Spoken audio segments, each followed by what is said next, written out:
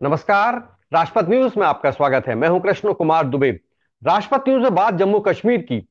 कश्मीर के हालात कैसे हैं, घाटी के हालात कैसे हैं, कैसी है वहां की कानून व्यवस्था धारा 370 हटने के बाद। क्योंकि जिस प्रकार से कहा गया था कि धारा 370 हटते से ही वहां की जनता को न्याय मिलेगा, उनको उसकी सारी समस्याओं का खत्म हो जाएंगी और जो वहां पे लॉ एंड ऑर्डर है बहुत अच्छी तरीके से चुस्त दुरुस्त हो जाएगा। लेकिन जो शिकायतें मिल रही हैं उसमें यह कहा जा रहा है कि पुलिस प्रशासन ही नहीं, सैनिक जो आर्मी भी जो तैनात है वो कहीं ना कहीं अनजस्टिस करती दिख रही है, लोगों को परेशान कर रही है। ये कहना है लोगों का, तो वही एक पड़ताल की जाएगी, वही लोगों की बात सुनी जाएगी हमारे विशेष programme let's talk with Mohammad Musa on Kashmir law and order issue पर। तो चर्चा करेंगे और जानने की कोशिश करेंगे कि वहां पे अभी वर्तमान में हालात क्या है, क्योंकि यहाँ दिल्ली में दूसरी रिपोर्ट आती है लेकिन जमीनी स्तर पे वहां क्या चल रहा है वो समझने की जरूरत है। क्योंकि अगर वो रियलिटी सामने नहीं आएगी प्रशासन के और रियलिटी नहीं पहुंचेगी सेंट्रल गवर्नमेंट तक, तो हालात नहीं सुधर सकते। क्योंकि पेपरों में, कागज में, फाइलों टू फाइल जो चलता रहेगा उसको समझना, उसके माध्यम से लोकल हालात नहीं समझे जा सकते। एक वीडियो हम स्क्रीन पे दिखा रहे हैं, ये वहां की हेल्थ स्थिति जो है उसकी उसको डिस्क्राइब करेंगे। हम जानना चाहेंगे कि वहां पे ह्यूमन राइट्स क्या कर रहे हैं, वहां पे लोग ह्यूमन राइट्स अगर समस्याओं को उठाते हैं तो उनके साथ क्या होता है।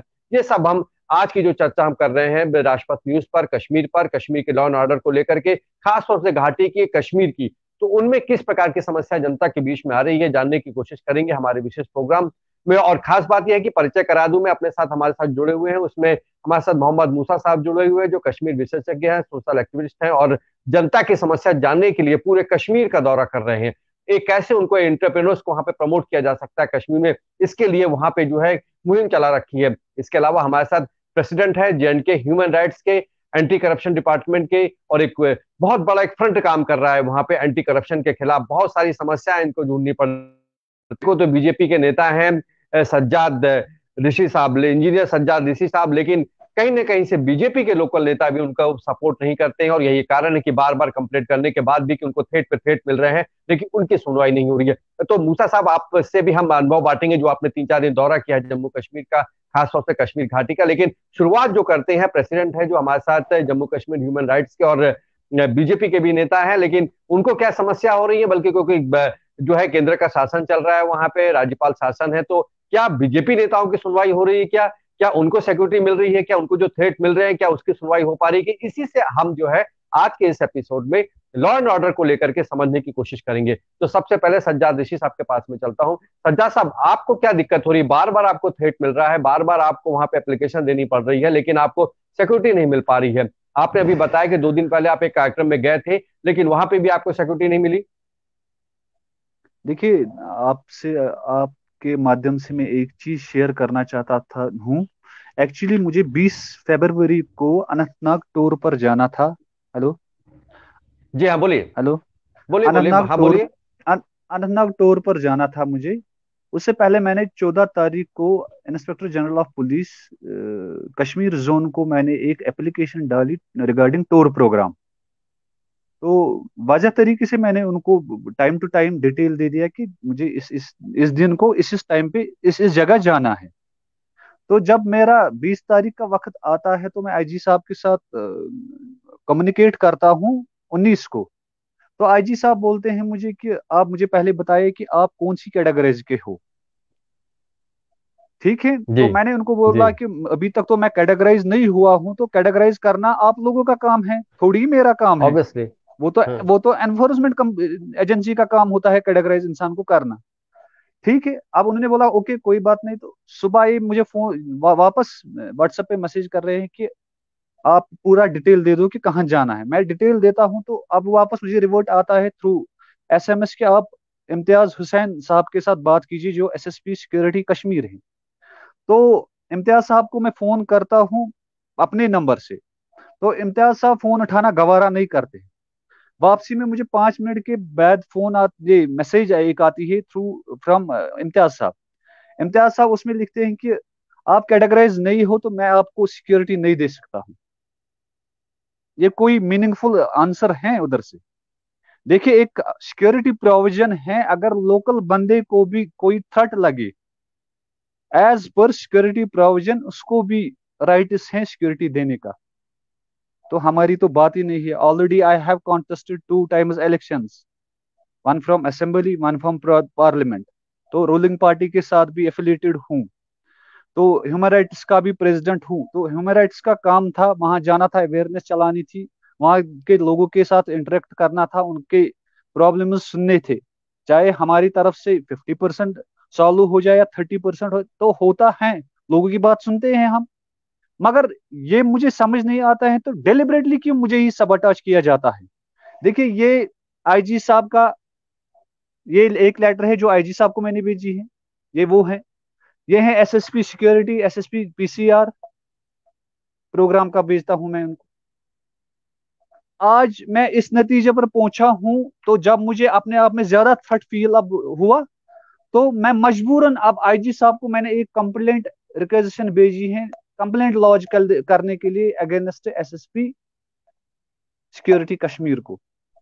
जी, क्या ये वही क्या लेटर है। ये जायज बात है? अगर हम प्रो इंडियन हैं, अगर हम डेमोक्रेसी को स्ट्रांग करना चाहते हैं ऑन द ग्राउंड लेवल, हमारे साथ ही क्यों ये होता है? अब हम इनको सवाल करते हैं, ऑफिसर्स को, ऑफिसर बोलते हैं कि आपके जो बीजेपी लीडर्स हैं या कांग्रेस लीडर्स हैं, कोई भी पॉलिटिकल पार्टी का लीडर है, वो फोन हमें करते हैं कि इनको सिक्योरिटी मत दे दो। आप मुझे बताएं, एसएसपी साहब आईजी साहब के अंडर हैं कि या पॉलिटिकल पर्सन के अंडर है? या अगर अल्लाह ना करे रास्ते में कोई अनटोवर्ड होता, तो उसकी जिम्मेदारी किसको थी फिर? जब मैं अनंतनाग पहुंचता हूं, अनंतनाग से मुझे सीआरपीएफ अपना एस्कॉर्ट देती है, जेकेपी गवारा नहीं करती है एस्कॉर्ट देना मुझे। आप ही मुझे बताएं कि इस हालात में जायज है अब कि अगर ये बड़े बड़े दावा यहाँ करते हैं, वो दावा सही होते जा रहे हैं कि नहीं? बिल्कुल, ये लोकल की समस्या है और इसको मुझे लगता है केंद्र सरकार को काफी गंभीरता से लेना चाहिए। और आप देखिए कि जम्मू कश्मीर की अगर पुलिस अगर सपोर्ट नहीं कर रही तो कौन करेगा? कौन? एक बीजेपी के लिए आप इतने सालों से काम कर रहे हैं, अगर आपकी सुनवाई नहीं हो पा रही तो दूसरे और सोशल संगठन हैं जो, या उन लोगों का क्या होगा? ये एक वाकई में एक उसको एक चिंता का विषय जरूर होगा। सज्जाद ऋषि साहब, आप हमारे साथ जुड़े रहिए। मैं मोहम्मद मूसा के साहब के पास चलता हूँ, जो 3 दिन उन्होंने कश्मीर के उत्तर पश्चिम इलाकों का दौरा किया। कई समस्याओं को उनको सामना करना पड़ा, क्योंकि वो अपने आप को बिल्कुल गुप्त रख करके दौरा कर रहे हैं, लोगों की समस्याओं को सुन रहे हैं। तो ये 2-3 दिनों में आपको किन किन समस्याओं से रूबरू होना पड़ा, मोहम्मद मूसा साहब, ये आप समझाना चाहते हैं?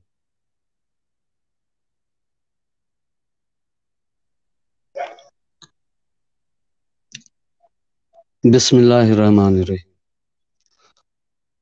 आज मैंने अपने ही एक छोटे बच्चे से बात सुनी कि तब तक मत स्टार्ट करो जब तक बिस्मिल्लाह नहीं बोलोगे।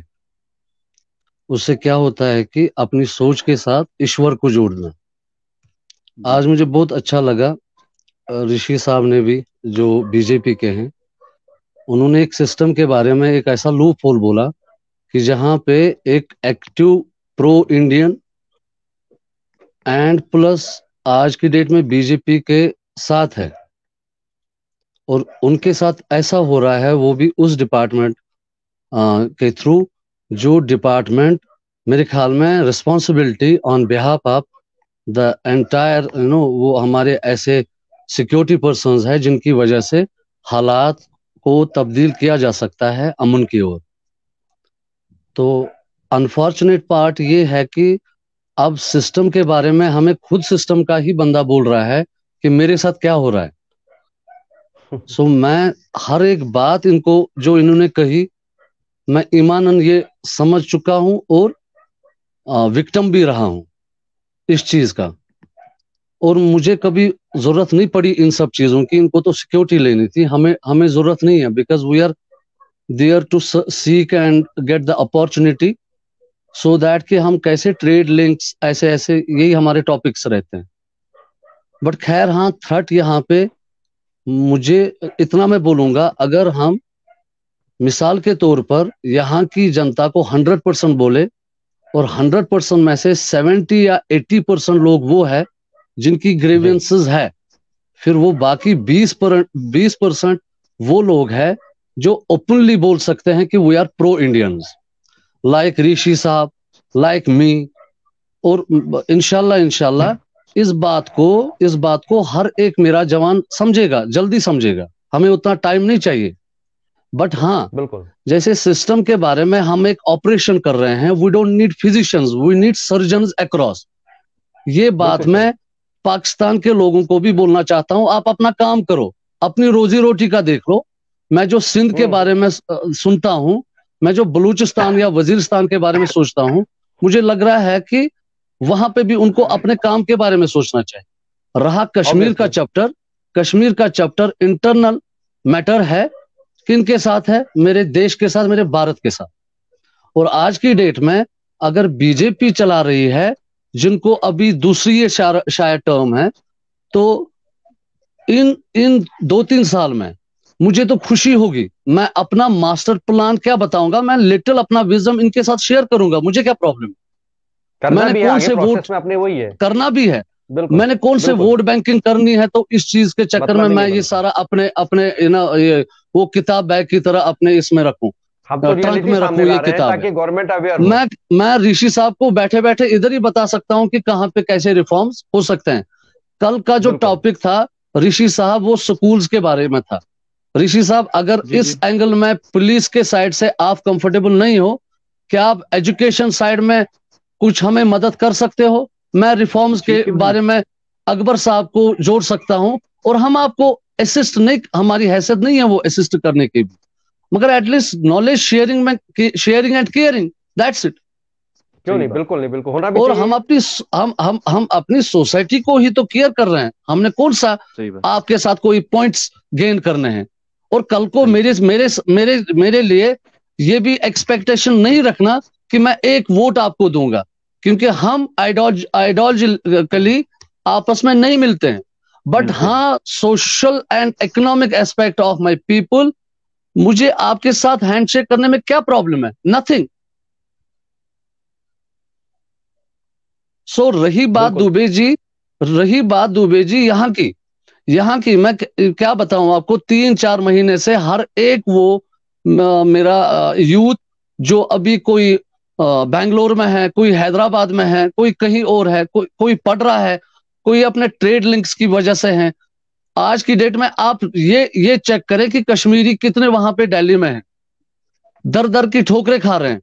ऐसा नहीं है कि जिनको आपने कश्मीर हाउस और वो दिया है, वही सिर्फ वो कश्मीर है, वो कश्मीर नहीं है।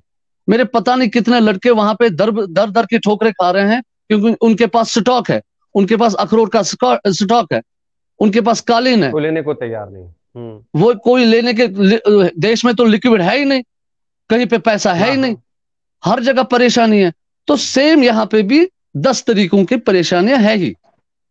अब 3 दिन को मैं क्या बताऊं आपको, 3,000 नहीं 3 लाख कहानियां होंगी, बट जिनसे जी मेरी इंटरेक्शन हुई वो मैं आपके साथ शेयर कर सकता हूं। बिल्कुल। हमारे साथ कौन जुड़ जी गए? हाँ, अकबर मलिक साहब जुड़ गए हैं। जो आप सोशल पहले एक्टिविस्ट भी अकबर हैं और टीचर भी हैं। अकबर सर के जी आप हमें, उन्हीं के पास अब चलते हमारे हैं हम। टीचर आ गए, उन्हीं के पास सीधे चलिए, तो बिल्कुल। वो ज्यादा बेटर रहेगा। अकबर साहब, आपको आवाज आ रही है मेरी? सर सर, आ रहे हैं।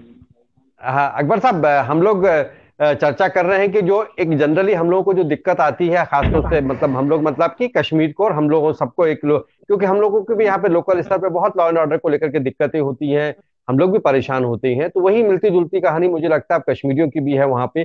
तो आपको लगता है कि लॉ एंड ऑर्डर में जो है सपोर्ट नहीं करता है, पब्लिक की समस्या को सुनने को तैयार नहीं होता है? सर, ये दोनों चीजें इन्वॉल्व हैं। तो जी अगर देखते हैं जहाँ से हम एक ही साइड को दोष नहीं दे सकते हैं। इसमें जहाँ बिल्कुल। तक मैंने ऑब्जर्व किया है, इसमें लग रहा है कि दोनों पार्टीज का इसमें अमल दखल है। कभी जी ऐसा होता है कि जब लोग लॉ एंड ऑर्डर को मेंटेन ये समझते नहीं है, मतलब लॉलेसनेस जब बढ़ जाती है। जी जी मूसा जी, आप कंटिन्यू करिए। तो थोड़ी दिक्कत हो रही है अकबर मलिक साहब के पास साथ में। तो आप जी, बता रहे थे जैसे जैसे कि आप, हाँ। इन्होंने इन्होंने जो लास्ट सर ने जो मतलब कानूनी निजाम के बारे में, सबसे पहले मैं ऋषि साहब को बोलना चाहता हूं, यहाँ का जो कानूनी निजाम है, ठीक है, जो हमारी अदालतें हैं, क्या वहां पे जस्टिस मिल रहा है? क्या वहां पे मन की शांति मिल रही है? क्या वहां पे करप्शन है? इस चीज का मुझे जवाब दें। वहीं से शुरुआत करें जहां पे हमें लगे कि इधर इधर हमारी एक लोग, जी। ये मेरे नेफ्यू है, ये अक्सर एनीवे नहीं नहीं, ठीक है, एनीवे चाइल्ड लेट है वो, लेट अपनी हिम लेट बात हिम रखने आता है वो भी। हाँ जी। हाँ, तो कहने का मतलब है there are so many things which I can count, and जी whether it is law, our system. So system में जी। जितने भी सिस्टम में, just a minute, yes yes आप यस। ले लो ये आदम प्लीज, आप प्लीज ले लो, मैं बिजी हूँ please. Please, I may continue. Some problem जी जी। has been discussed in the show. तो जैसे कि आपने मुझसे ये पूछा था, मैं अपने उस सवाल को थोड़ा अपने टूटे फूटे अल्फाज में थोड़ा कोशिश करूंगा आप तक ये पहुंचाने के लिए। तो जैसे मैंने बिल्कुल। ऑब्जर्व किया है, तो जब भी आपने देखा, क्योंकि आप तो पूरे देश घूमे होंगे, तो मुझे लग रहा है कोई फर्क है। बेसिकली जहां तक है कि मोस्टली जो इसमें सबसे बड़ा जो मुझे लग रहा है रीजन है दैट, जो हम देख फर्क इन सेंस को, अगर नॉर्थ साइड को देखेंगे, अपनी कंट्री की देखते हैं, जो हम नॉर्थ में देखते हैं, वहाँ का जो मेंटेलिटी और एटीट्यूड लोगों का, मुझे लग रहा है अगर उसको हम जनरलाइज करें, तो जनरलाइज ना करें, सॉरी, तो एक टाइप का हमको टेम्पर मिलता है, एक टाइप का हमको लाइफ स्टैंडर्ड मिलता है। और जब when we move to the south, southern state, and we find a difference because Musa has he has been traveling all the time. He has, and sir, आप तो mostly you are staying in the capital, तो आपने तो ज्यादा, आप तो सारे देश के लोगों के साथ आपका ये मिलना जुला रहता है। तो सबसे बड़ा जो रीजन लगता है मुझे, उसमें यही चीज है कि जब हम देखते हैं कि जब यहाँ के जो लॉ एंड ऑर्डर का जब आप मसला लेते हैं, यहाँ भी लोग इतना नहीं ये, मुझे लग रहा है कि रियलाइज नहीं करते हैं, they don't realize their duties, कि वो मानते हैं कि हमें कोई कभी हम लॉ को ब्रेक करना लिए हमारे कोई ऐसी बात है, but it's not like that. So far as I feel कि हमें अपने रियलाइज करना चाहिए, but as because I have a submission, sir. Just one point. Carry on आज सर। आज आज आज ऋषि साहब ने पुलिस डिपार्टमेंट की बात की। जी मैं सर। गिन सकता हूं कि कितने ऑनेस्ट पर्सन्स है जो सच में देश को अपना मान के, और सबसे ऊंची सोच रखने वाली वो होती है देश की लगन। और देशवासी होना ये एक जज्बा है, ये एक जुनून है, जो सच में जुनून के साथ काम कर रहा है, जो चाहते हैं कि हमारे हमारे यहाँ के बच्चे जो दूसरे तरीके से अपने कन्विक्शन को लेके बैठे हैं, वो वहां से वापस आए और एक सीधे ट्रैक पे आ जाएं, उनकी फैमिलीज अच्छे से चलें। और यही एक मीडियम भी रहना चाहिए। अभी देखिए, जो हमारे लड़के शहीद भी हुए हैं इस आजादी के चैप्टर को लेके, ये आजादी हम आजादी को बियॉन्ड आजादी कहने वाले हैं। बियॉन्ड आजादी ये है कि हमारे पास सोशल आजादी होनी चाहिए, economic, but it's a process. कहने का मतलब है कि ये सारी चीजें कहीं ना कहीं हमारे इधर जहन लेता है कि हर सिस्टम में हर एक कोना गंदा है, हर एक वर्टिकल में एक साफ कमरा भी है और गंदा कमरा भी है। जब तक हम इस बंद कमरे के जो लोग हैं उनको यहां से शिफ्ट करके दूर किसी उस साइड में जिधर उनकी ग्रिलिंग हो, उनकी ऐसी चेकिंग हो, उनके माइंड के स्क्रीनिंग हो, क्योंकि कहीं ना कहीं यही लोग, देखिए मैंने परसों एक बात बोली थी, कोई लड़का जो हमारा गन उठाया हुआ है वो कन्विक्शन से नहीं, वो कंपल्शन से उधर पहुंचा है। वो आप बुरहान वानी की बात करें, वो किसी की भी बात करें, यहाँ पे पुलिस वालों ने जिन जिन पत्थर वालों को लिया, उनसे कम से कम 50-50, 1-1 लाख, 1.5-1.5 लाख वो रिश्वत लेते थे। यहाँ पे जो ऐसे ही हाथ में आ गया बेगुनाह कोई जवान, उसके पैर में कील ठोके गए, उसके बाद उनके साथ बार्गेनिंग होती रही। तो उन लोगों को बाहर निकालो, या तो उनको नौकरी से दफा कर दो, क्योंकि ऐसे गंदा जहन हमें नहीं चाहिए।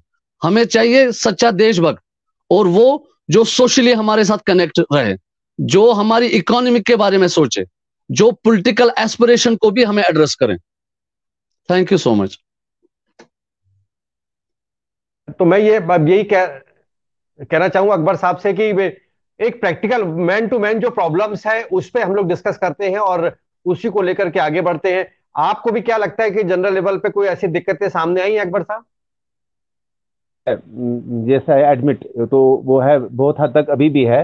बट मुझे लग रहा है, so far my life span is concern, so what I watched before 20 years, see, right now I find a difference, because before 20 years when we are talking to a SHO, rather a police officer, तो उसका बात करने का ढंग, उसका behaviour, it was something different. And today when we talk to police वाला, simple constable, तो we find a difference.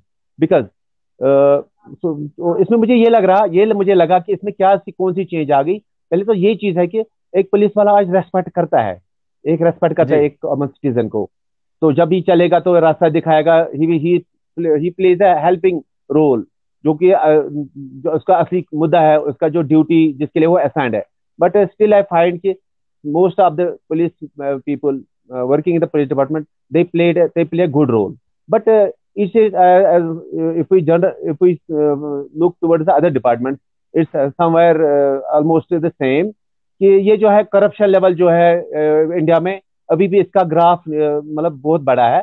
जबकि अभी भी ये माना जाता है कि अगर हम अपनी स्टेट की बात करें तो बिहार के बाद ये सेकंड नंबर पे आता है ना, कश्मीर। तो ये खाली पुलिस में नहीं कि अब ऐसा कि पुलिस का दिखता है, बट अदर डिपार्टमेंट्स को भी अब देखें तो खामोशी से ऐसे करप्शन लेवल है, तो वहां तो शैतान भी शर्माता है।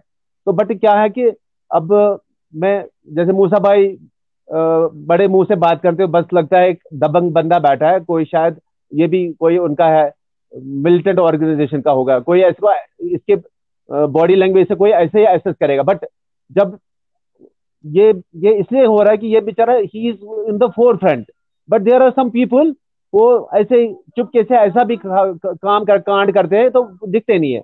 बट ये तो हमें दिखता है। But still so far as you posed a question to me Dubey ji, तो बहुत हद तक जी अभी जी है जो लॉलेसनेस बिल्कुल। है, ये जो लोगों के साथ जो अन्याय हो रहा है, अनटुवर्डली लोगों के हैरेसमेंट है, वो उनको ऐसे टारगेट किया जाता है, पकड़ दकड़ है, मतलब टारगेटिंग है, वो सेल्फ रेस्पेक्ट लूज करे यहाँ के गुड स्टूडेंट। तो बहुत हद तक ये भी हो रहा है सर, इसमें ये दिस इज एन बिल्कुल एडमिटेड फैक्ट। तो ये बहुत हद तक अभी भी है कश्मीर में कि बिना वजह लोगों लोगों को को तंग किया परेशान जा किया रहा है, जाता है बेवजह। परेशान किया जाता जी है। This is fact, this is जी। Admitted fact. चलिए मैं इंजीनियर साहब के पास फिर से चलता हूँ, इंजीनियर ऋषि के पास में। इंजीनियर साहब, आपने तो अपनी बात कह दी। आप बीजेपी में भी एक है नेता है, बीजेपी के हैं, एंटी करप्शन मूवमेंट भी चला रहे हैं वहां पे। अब आगे क्या, कैसे आप लोग फिर वहां पे सरवाइव करेंगे, कैसे आगे बढ़ेंगे? कोई आपको इसमें जो आपके अंदर जो देखिए तो क्या बोलते हैं एक इंथुजिज्म है, उसको लेकर के कुछ दिक्कत होती है कि ये सब सामना करने के बाद? देखिए ये तो प्रूफ हो रहा है। मैंने मूसा सर से भी अभी बात की, उनके सामने भी मैंने बात एक छेड़ी है। ये तो प्रूफ है, क्योंकि ये तो चाहते ही नहीं है कि यहाँ करप्शन खत्म हो जाए, ये तो चाहते ही नहीं है कि यहाँ क्राइम खत्म हो जाए। जब तक यहाँ मूसा मूसा साहब ने भी एक बात सही बोली, या हमारे जो दूसरे अकबर साहब हैं उन्होंने भी बात एक बोली, ये जब तक सिंसियर ऑफिसर्स या पॉजिटिव ब्रॉड माइंडेड यहाँ ऑफिसर्स नहीं आएंगे, तब तक यहाँ कुछ नहीं होने वाला। तब तक हमें ऐसे ही मुसीबत झेलनी पड़ेगी, यहाँ लोगों को मरना पड़ेगा। देखिए ये मैं तो एक सिंपल सी बात बोलूंगा आपके, ये तो हम तो इंडियंस के नहीं है, तो आम लोग के कहाँ हो सकते हैं ये? देखिए हमें तो जरूरत है ना। देखिए मैं तो निकला हूं ना सोशल कॉज के लिए, मुझे तो पहले अपने घर से कंट्रोल करना है ना अपने आप को, फिर तो मैं अपने बिल्कुल मोहल्ले बिल्कुल। में जाऊंगा, फिर तो मैं मोहल्ले से बाहर जाऊंगा। मैं तो जी जम्मू से तो नहीं ना आ सकता हूँ, मैं तो अपने घर से निकल निकल निकल रहा हूँ ना। निकलना तो पहले तो पड़ेगा ही घर पड़ेगा। को मैं, बिल्कुल बिल्कुल। मसला तो वही है जी ना। देखिए जी अगर हम निकले हैं किसी कॉज के लिए निकले हैं, हम नहीं क्राइम करने निकले हैं, हम निकले हैं सोशल कॉज के लिए, हम डेमोक्रेसी को स्ट्रांग करने के लिए निकले हैं, हम डेवलपमेंट के लिए निकले हैं। हमारी साथ ही क्यों ये हो रहा है? देखिए मूसा साहब भी अपने साइड से परफेक्ट वे पे हैं, चाहे हमारे अकबर साहब है ये भी अपने साइड से परफेक्ट वे पर है। हमारे साथ ही क्यों ऐसा होता है? जी फारूक बिल्कुल। अब्दुल्ला साहब फिर क्या दूध का धुला है? हमारी महबूबा मुफ्ती जी दूध के धुली हैं? या हमारे जो गुलाम नबी साहब आजाद साहब हैं, या यहाँ गुलाम अहमद मीर साहब हैं, या बीजेपी के भी जितने नीरे, वो इतने दूध के धुले हैं कि उनको हर एक सपोर्ट मिलता है? बताइए। ये तो कि एक बहुत बहुत टेक्निकल दिक्कत है, हालांकि उन्होंने नाम भी लिया। मूसा साहब, अब मैं आपसे लास्ट में ये जानना चाहता हूं कि ये मिशन आपका फिर कैसे बढ़ेगा? इन समस्याओं से तो आपको आए दिन दो चार होना पड़ रहा है। समस्याएं रहती है, हर एक सोसाइटी में रहती है, और हमेशा पॉजिटिव एनर्जी रखनी चाहिए। जहां एक साइड से हम सब कुछ पॉजिटिव वाइब्स के लिए अपने एक जदोजहद में है, वहाँ चैलेंजेस भी ये है कि परसों यहाँ पे एग्जैक्टली। एक ब्लास्ट हुआ, या ये जो किलिंग हुई, तो जी। उसमें भी लोग मुंतशिर है कि ये एक्चुअली कौन कर रहा है। तो यहाँ पे इतना कियोस और कंफ्यूजन है, मगर साथ साथ में हमारी पॉजिटिव वाइब्स हमेशा रहेगी। वाहिद एक पॉजिटिव एनर्जी ही सक्सेस और अपने गोल तक पहुंचा सकता है। तो कहने का मतलब है कि हमारी डायरेक्ट कम्युनिकेशन अगर वहां तक रहे जहां से चीजें होनी है या होती है, हम अपनी राय रखने में कभी नहीं शर्माते। ना ही हमें कोई दिक्कत है, जहां पे आप बोलोगे वहां पे आएंगे। और जितने में हम सब जिनकी ग्रीवेंसेस या जिनका वो अपने पास वो डाटा है या उतनी रिसर्च है कि वो गवर्नमेंट को, गवर्नेंस को ये बताएं कि यहाँ यहाँ पे ऐसे ऐसे होना चाहिए। नंबर वन, यहाँ की टॉप ब्यूरोक्रेसी से लेके मेरे ख्याल में आईएएस एंड केएस सबको ओरिएंटेशन के लिए बाहर बाहर भेजना जरूरी है। और एक फ्रेश फ्रेश एक माइंड, जिनको कुछ नहीं पता है, उनको प्रो इंडियन साथ रखो, लोकल्स। और वो कोई भी रहे, ये जरूरी नहीं है कि वो ऑफिशियल्स रहे। अनऑफिशियली एक काउंसिल क्रिएट करें जो सोशल एस्पेक्ट को लेके, इकोनॉमिक एस्पेक्ट को लेके, पॉलिटिकल तो नहीं, क्योंकि पॉलिटिकल में बहुत सारी चीजें फिर ये मैसअप हो जाता है।